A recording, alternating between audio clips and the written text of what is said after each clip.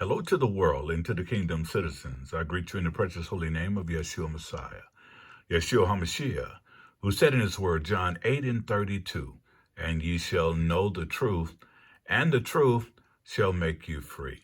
Hi, I'm Dr. John Curry, Ambassador, Pan-African, and welcome to the Embassy of the Kingdom of Heaven on Earth. If you want to follow this podcast, please subscribe to JC Global Embassy TV 1, ring the bell, and hit the thumbs up button. Today I bring back unto you Her Excellency, Ambassador Dr. Ariana. And she's going to be dealing with France, talking about France is the biggest risk for peace and security in Africa. And I would just like to say, it's time for Africa to rise and be the continent that Africans want her to be. So let us enjoy this clip, and I trust that you can benefit from it. There is a serious problem for the West, for sure. I think the West did not see it coming. Biggest risk to peace and security in Africa is France. Let's make no mistake about that. So how can President Bazoum be proud of himself? What development is he talking about? You're talking about developing France? There is no development in Niger, one of the poorest countries on earth. And of course, IMF would love them. World Bank would love them. France would love him because he is allowing the pilferage, the exploitation to continue. The performance that you're talking about is the performance of what Nigerian minerals are doing to French education, to French healthcare, to French infrastructure. What an incredible woman, honestly. Dr. Arikana is one of those people that just leaves you motivated, inspired, and just smarter in general. So I want to talk about the recent interview, I believe it was yesterday, that she gave to Al Jazeera. And it was an incredible interview because they let her talk. They were not stopping her every second or cutting her off. They were letting her finish for the most part. So I appreciated the interview for that reason. And also there were so many gems that I want to discuss that she talked about and pointed out. First, I want to show you a snippet of the clip that I want to address. We'll come back and discuss. Mali, Chad, Guinea, Sudan, Burkina Faso, Gabon, Niger. The West looks at this like maybe there's a problem going on here. How do you look at it? There is a serious problem for the West, for sure. I think the West did not see it coming. However, it was very naive of the Western nations to think that the exploitation of Africa was going to continue unabated forever. The West is definitely, if I may use four-letter word, not so kind, they may be pissing in their pants because what's happening in Africa is indeed a revolution, and a revolution that's way past due. So you see it as a revolution, but what kind of revolution is it in the sense that do you think this is throwing off repression from France, from the United States, from other nations? What kind of revolution do you see is underway? Well, I like to think, if I were to use the biblical terms, this is a revelation among Black people. They're waking up and realizing that what has been happening is wrong, is wrong, is wrong, and change must come. And for true change to come, it must be brought by the people. What you are seeing is an African electorate that is now awoken, that is informed. They understand the real issues. In the past, Africans have been misinformed, misled, and given false information, and being thrown a shiny object and being told only the African heads of states are the problem. But now they understand the invisible hand and the role that the invisible hand is playing to make sure that Africa remains where they want Africa to be. The African heads of states, particularly those heads of states of the former French colonies, majority of them were just puppets put in place to continue the same French legacy, which basically boxed them in, where it said you have no control of your military, you have no control of your natural resources, you have no control of your finances, and if you continue from those three areas, you are free to rule your country any which way you want. What power does that president have? And in the past, any president that has tried to back the system and do something about taking control of the financial resources. And I'm talking about African countries depositing their bank reserves with France. I'm talking about African countries giving up their natural resources, no value addition, France having first right of refusal for all the natural resources discovered yet to be discovered, France companies having first right of refusal for all contracts, large, small, private, public, France having military presence in those countries, and France having the ability to invade them in the event that they feel their interests are being violated. France making sure that those countries can only be trained by France, the military can only be trained by France. The military equipment can only be bought from France. Come on now. Our people didn't understand all this. So we can change African heads of states in those former French colonies like we change clothes. If those fundamentals are not addressed, nothing is going to change. The Africans now understand where the real problem is. The real problem, like I've always said, the biggest risk to peace and security in Africa is France. Let's make no mistake about that. We have other former colonizers. Yes, they still have a stronghold in Africa through their multinational companies that continue to siphon billions out of Africa every year. We are aware of that. But the biggest problem when it comes to former French colonies is France. Its roots are so entrenched in those countries, and now France is trying to expand into other nations. Until we address those agreements African countries were forced to sign, nothing, and I mean nothing we do, is going to bring us the true economic liberation, which is what Africa needs, which is what Africa was denied when African countries were being given their independence. We're now dealing with an African electorate that understands what is really going on in Africa. Well, let me ask you, Ambassador, let's take Niger for a moment. President Mohamed Bazoum is a popular president in the West. You know, the IMF liked him, the World Bank liked him, the United States liked him, France seemed to like him. I would like our listeners to understand the gap in the popularity of someone like President Bazoum and performance, and what is going on that makes that revolution, that coup as we see it in Niger, a different story than we're seeing.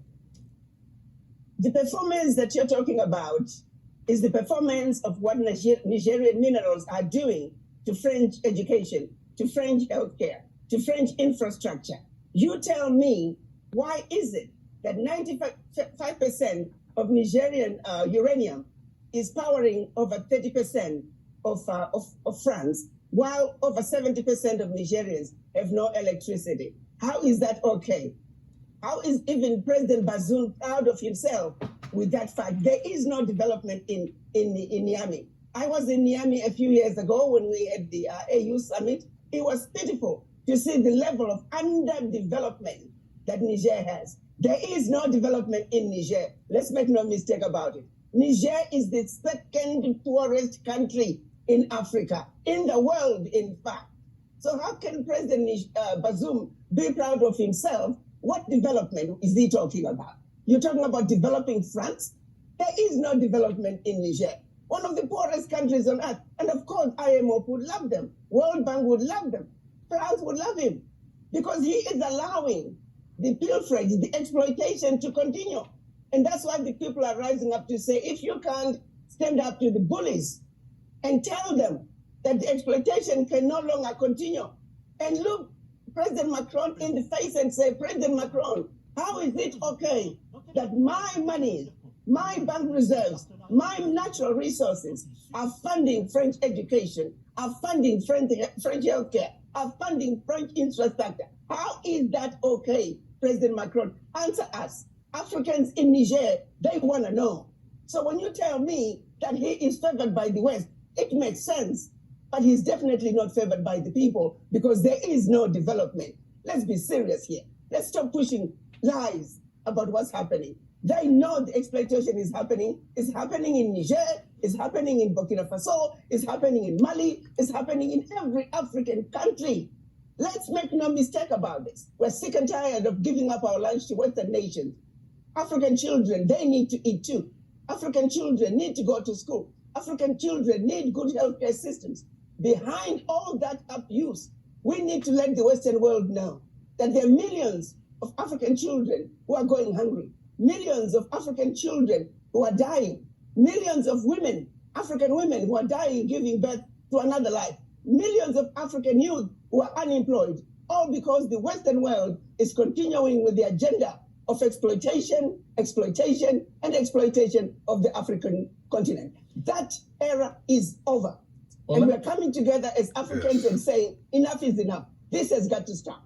From a practical Time to viewpoint, and I just want rise. to challenge you for a minute. I think a lot of people in France who might say, hey, we've got to do something, we have an obligation to do something, see their resources as necessary. How do you get it right? Because if you go to no resources coming into these countries, is that okay? Or what would you advise those in the international development field to begin using as their North Star in how to get this equation right so that Africa can grow on its own terms, but that it's not necessarily cut off from the rest of the world?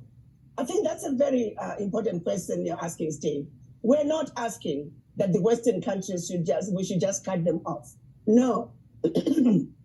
We're saying the parasitic relationship that these Western countries have with African countries has got to come to an end. We're simply saying we do not need aid, we need trade. They must come to Africa, treat us with respect, treat us as equals. You take, for example, Niger is selling its uranium to France for 80 cents a kilo, when the rest of the Western countries are buying the same uranium at $200, 200 euros per kilo. It is amazing. Over 99% of the value of their uranium is going to France and other Western nations. Value that should be coming to Niger. That is wrong. It is slavery of the highest order. We're simply saying, come to Africa and treat Africans fairly. Trade with the Africans fairly, just like you trade with other nations. And yes, sir, we need foreign direct investment. We need our Western allies, but our Western allies must understand Africans are humans too. Their needs are just as important as the needs of those citizens of the Western nations. First of all, it's the laugh for me, honestly. There is a serious problem for the West, for sure. She's really enjoying this, isn't she? And yeah, she said, I'll use 4 words: pissing in their pants. I usually use personally shaking in their boots, but both of them work. So she talked about how she believes this is the revolution, and she also called it a revelation, whereas Africans are actually waking up. Like, we've been misinformed, misled, and told only the African heads of states are the problem. And now we're seeing things for what they are: the invisible hand. That's what she said. And that invisible hand made sure that Africans remain where they want Africa to be. And I couldn't have said it better. Like, that is one of the best things social media has done for us. And this era, like this generation, really realized what the invisible hand is. For so long, we've complained about our presidents, our leaders, which is true. Of course, they were messing up and they were being puppets and they're being used, but it stopped there. Like, we literally addressed them and we just moved on. We said they're corrupt, they're making our lives miserable, the unemployment issue, the resource issue, the non-development in our countries. Like, we blamed it on them and stopped there. When there's a gigantic invisible hand running things behind the scenes, and if we never addressed that invisible hand, we would have never been able to get this revelation or this awakening. So I'm so grateful that we have awoken. The other thing that she talked about were about our puppet leaders, and she said that they were put in place to continue France's legacy, which is true because she mostly in the first, I would say, half of the interview, she was addressing France and everything that goes on with France, former colonies and all that stuff. In the end, because he was asking her questions like, what do you think about Russia, China, and even the US, she addressed a few things then. But mostly she was talking about France. She said, the real problem, and I quote, biggest risk to peace and stability in Africa is France, end quote. So, according to at least Dr. Arikana, France is the biggest and the number one issue for African countries. And if we're talking about just this Western African countries, the ones that were colonized, the ones that are now saying no to France and rejecting France and don't want to associate with France anymore and they don't want to be exploited anymore, most of them are former colonies of France. So I understand why she's focused on France at the moment. And another answer that she gave that made me smile ear to ear was when the interviewer asked her about President Mohamed Bazoum that was just overthrown by coup in Niger. He asked her like, but him, a lot of Western countries say that he's really good, he's developed, he's done quite a lot, and the IMF, World Bank, they really like him. And she's like, Bazoum developed France, not Niger, and that's why they loved him. And I was like, yes, thank you. Thank you for saying that. Like, whenever they say that they love a leader, there's always something behind it. There's always something that that leader is doing for them. Or at the very least, they are trying to win him over or get them on their side. So they're trying to butter him up, right? So she said that about Bazoum, and she explained how she feels like Niger is underdeveloped, and Bazoum literally didn't develop Niger, was her point. Yeah, in a nutshell, this interview was really great in my opinion, because as I said, they let her speak and they didn't cut her off a lot and they didn't try to put words in her mouth. And also, I really highly recommend you go and watch the full video. I'm only going to put up a snippet here, but you go and check out her interview on Al Jazeera. But another thing I don't want to forget, she talked about Niger selling uranium to France at 80 cents per kilo, but other countries buy uranium $200 per kilo from France, and that 99% profit goes to France, and Niger gets that 1%, and that's the kind of exploitation that we are dealing with. But all in all, awesome interview. I loved her energy, and you can just tell how much she cares and how much this triggers her. And this is the kind of people that we need. As you know, she's the former ambassador of the African Union to the US, and she knows a thing or two. And I remember even when she was an ambassador and she was talking about these things, people were speculating they are going to do something to her. And a few months later, she was no longer the ambassador. So at the end of the day, we need more people like Dr. Arikana.